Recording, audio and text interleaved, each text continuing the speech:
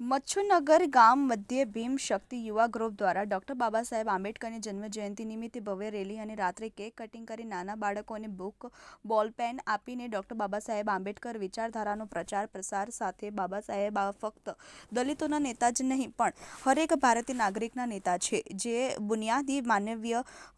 હક અધિકારો તેમજ સમાનતા, બંધુતા, ન્યાય અને દરેક ભારતનો નાગરિક વિકસિત થઈ શકે તે માટે તમામ હક અધિકારો આપ્યા છે, સમાન તકો અવસરો આપ્યા છે, સંવિધાનમાં મૌલિક હકો આપ્યા છે. કાનૂની મંત્રી હતા ત્યારે જ્યારે મહિલાના હક